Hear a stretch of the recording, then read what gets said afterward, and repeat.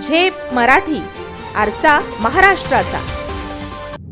भैया जोशींच्या वक्तव्याचा निषेध. धुळ्यात शिवसेना उद्धव बाळासाहेब ठाकरे पक्षाचे आंदोलन.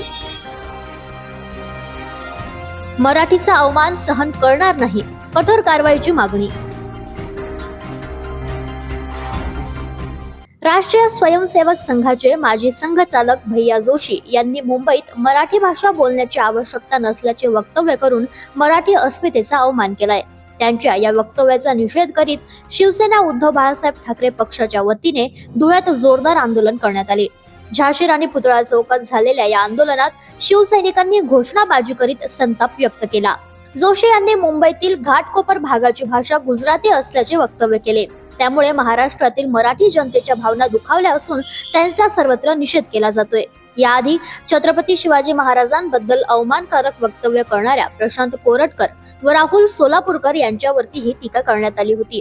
आता भैया जोशी यांच्या वक्तव्यावरून राज्यभर तीव्र प्रतिक्रिया उमटत आहेत. भैया जोशी एक प्रकारे संघाची ही प्रणाली, या ठिकाणी संघाचं जे इमेज आहे हे आता महाराष्ट्रीयन जनतेने ओळखायला हवं. महाराष्ट्रातल्या महापुरुषांचा अपमान असो किंवा मराठी भाषेबद्दल खेदजनक विधानं असो, जाणून बुजून निवडणुकीच्या पार्श्वभूमीवरती अशा प्रकारचे विधानं निर्माण करून या ठिकाणी मराठी माणसांचा अपमान करण्याचं काम संघप्रणित नेते आणि भारतीय जनता पक्षाचे नेते हे वारंवार करत आलेले आहेत. आणि त्या नेत्यांना त्यांच्यावरती पांघरून घालण्याचं काम या महाराष्ट्र राज्याचे मुख्यमंत्री हे करत आलेले आहेत. मुंबईत येऊन अशा प्रकारे मराठी भाषेचा अपमान करावा आणि तमाम महाराष्ट्रातील जनतेचा अपमान करावा, ही गोष्ट या ठिकाणी शिवसेना उद्धव बाळासाहेब ठाकरे पक्षाच्या वतीने सहन केली जाणार नाही. त्याच्या संदर्भामध्ये आज शिवसेना उद्धव बाळासाहेब ठाकरे पक्ष धुळ्याच्या वतीने या ठिकाणी आंदोलन केलेलं आहे. आणि या ठिकाणी आम्ही भैया जोशी, सोलापूरकर असतील, कोरटकर असतील अशा विकृत प्रवृत्तींच्या विरोधामध्ये आम्ही या ठिकाणी निषेध केलेला आहे. आणि येणाऱ्या काळामध्ये या लोकांनी जर आपला बडबोलेपणा असा सुरू ठेवला तर या लोकांना रस्त्यावरती ठेचून मारण्याची वेळ आता निर्माण झालेली आहे.